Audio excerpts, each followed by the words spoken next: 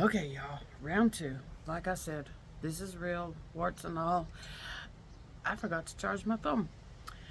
So, anyway, back to what I was talking about. This is part of it. I forget things. It's not so much that I forget things like, I forget where I live or anything like that, but I forget to pay attention to things like make sure my phone's charged and all that stuff. And it does get frustrating, very frustrating. I used to be a CFO of a company. I have an accounting degree. Uh, I work for major corporations. I mean, I'm, not bragging or anything, but I'm pretty smart. I graduated out of high school early. I was out of college by 18, and here I am. I can't remember to charge my phone. I used to be very hard on myself, and I would get so frustrated. And sometimes, I'm not gonna lie, sometimes I still do. I'll get so frustrated with myself. I cry. I do, because I don't know. Sometimes it's like I don't know what's wrong with me. Why can I not remember to charge a phone? I used to run a corporation, but it's part of the disease. And the more tired that I get, the more cognitive things that I have. But sometimes I'll be standing there and I'll be cooking something, and I've cooked this for years. I know this by heart, but I stand there and it's like I feel like I don't know anything. Like I just can't. I know that I know, but I can't get it to work. And it's tough. It's very tough. It's tough on my mental. I mean, I've gone through. I thought I had was getting dementia. I thought I was Alzheimer's. I mean, I know now that that's not it. It's just it's the disease messes with the chemicals in the brain, and it's just part of it. But it's so frustrating. I mean, it's so frustrating. And like I said, sometimes I just cry. I do. I cry and I get frustrated, and I just want it to all go away. I want it to just all go away, but I can't. I know that it's not going to, and I can't make it all go away. But as I was saying before my phone was dying, when I first got this disease, my skin was peeling off my toes. I had raw skin. My hands were bleeding, all of this stuff, and I was in a lot of pain. And I would lay there at night a lot of times and just cry myself to sleep because I was hurting so bad. I had my hands wrapped in saran wrap with Vaseline, and my feet the same way because that's supposed to help. And I was all kinds of stuff. And I'm not gonna lie, because I'm gonna be real, okay? Because this is real. There were nights when I didn't want to go on. I didn't want to live anymore. If I had to live in this much pain, and I had to live through this, I didn't want to do it. I just didn't want to do it anymore. It was just too hard. It was too much. My I have a daughter, and that girl, God bless her, she has saved me more than she'll ever know. And I would, push on another day, and I would push on another day, and you know, years took years, but it got a little better. I was on methotrexate. Um, I've been on Otezla. None of them have cured my arthritis. Didn't help with that. Some of them did help with the skin a little bit, but the methotrexate made me sick. I tried the pills and the shots. It made me sick or and sleep for 5 6 days straight. And Otezla, it just didn't do a lot. But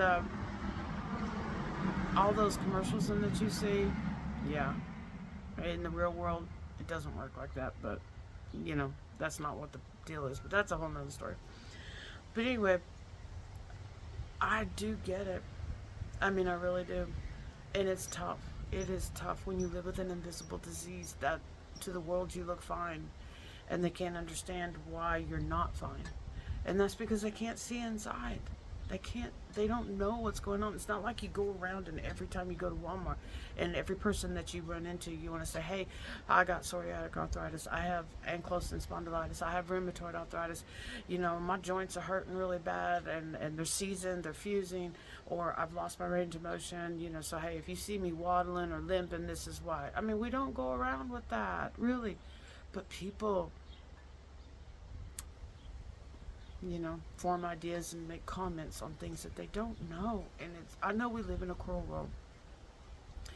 And I know that, unfortunately, that's probably not going to change. But what can change, and what I'm doing within myself, is trying to learn to not let it affect me as much as it used to. I'm not going to lie and tell you it doesn't affect me, because it does. It does. I'm human. I have feelings. My daughter tells me all the time, she says, Mom, she says, when people talk like that, it's more of a reflection of them than it is you. It speaks more to who they are than it is to you.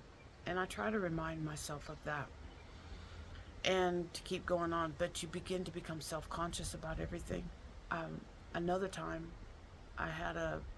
we had moved into a new home. And about 3 weeks after we moved into this home, I went to bed and I was my normal self. I woke up that next morning and I was in more pain than I'd ever been in my entire life. I couldn't walk. My neck wouldn't move. I couldn't raise my arms up to even comb my hair. And I could not walk. My knees hurt so bad. I was in more pain than I'd ever been in my entire life. I mean, I was crying, I was puking, I was hurting so bad. I didn't know what happened, what went wrong. I didn't know what was going on, because that had never happened before. So finally, I was about a week or so, 2 weeks, or about a week or so, I think it was. I got into the doctor, went to the doctor, and they put me on the big dose of step-down steroids. You take so many one day, so many the next day. First round, I did that, nothing. Went back, did it again. The second time, it did help me to be able to it did ease the pain significantly, but I still couldn't walk. I still couldn't raise my hand, my arms at all, because my shoulders and my neck still hurt really bad. I couldn't lay in a bed. I had to sleep in a chair. I mean, I couldn't even scratch if I had an itch, because I couldn't move. I mean, oh my goodness, I was not only scared, I was in pain, I slept, I got a fever. I mean, oh my gosh. And this is before COVID, so it wasn't anything like that, So anyway, I was having a flare is what it was. I mean, I just didn't know it, because I hadn't had one that bad before, but I was just in a major, major flare. Well, after about a month or so, I was able to get to where I could sit in a wheelchair to go to town. So we bought a wheelchair, and I was in a wheelchair because my husband could help me get in and out of our vehicle enough to get into a wheelchair. And I remember when I told him I didn't want to do this, because what are people going to think when they see me? When they see me pushing in a wheelchair, I don't have a bandana on my head. I don't look frail. I don't look sick, but I can't walk. And I thought, they're going to look at me and they're going to just judge my weight, and just, although I'm not, like I said, I'm not that big, but they're going to say, they're going to say something like that. And I remember I thought about putting my hair up and putting a bandana on, just so I would look more sick, so people would, understand, because they can't see what's inside. But I didn't. But I know that every time we went out, I was so self-conscious of everybody and what, because it's invisible. I don't look sick, but I couldn't walk. I literally couldn't walk. And after a couple of 3 months, I got to where I learned that I could, and to be able to use a cane, and I could slowly get around a little bit with a cane. But I couldn't use the cane too much, because, I have psoriasis on my hands, and it, you push down and it makes cracks. I can't use crutches because my shoulders were bad. But I finally did. And then eventually, several months later, I got to where I could walk what I am now. But I never got back to where I was before. I never did. This has been probably 5 years now, and I've never got back to where I was before. And y'all, I was depressed. I was so depressed. I mean, so depressed, because I hadn't been through anything like that before with this disease. And I remember my husband one night, he was getting ready to go to work. He worked nights at the time, and my daughter was there with us. And I remember I told my husband, I said, I don't want to do this anymore. I don't. I told him, I said, the pain is just too great. It's just too hard. And I told him, I don't want to be a burden. I don't want to do this anymore. I mean, y'all, I was depressed. I mean, yeah. But I fought. I did. I fought. I fought the emotions in my head. I fought through the pain. And I fought. And I am here now, okay? I'm here now. And I'm not depressed like that anymore, you know. And I didn't take any medication or anything like that. I just and I'm not saying don't. I'm not telling y'all to do anything, okay? Don't. I'm not telling anybody don't do this, don't do that. And I'm definitely not telling y'all do what I did, because this is about me. I can only speak for me. Everybody out there is different. Everybody is different. And you have to do what's best for you, not what I do. All I'm telling you is that, hey, I get it. I've been there. I I go through it every day. It's a struggle. It is such a struggle every day to fight to get out of bed, to live in pain, to live with the struggles of just doing everyday life. You struggle to sleep, brush your hair, cook, walk, go to town. Everything is a struggle because you're stiff, your joints hurt, you're tired. Oh my gosh, you're just tired all the time. And you fight this every day, and it's exhausting. It's exhausting and it's tiring. And all I'm saying is, I understand.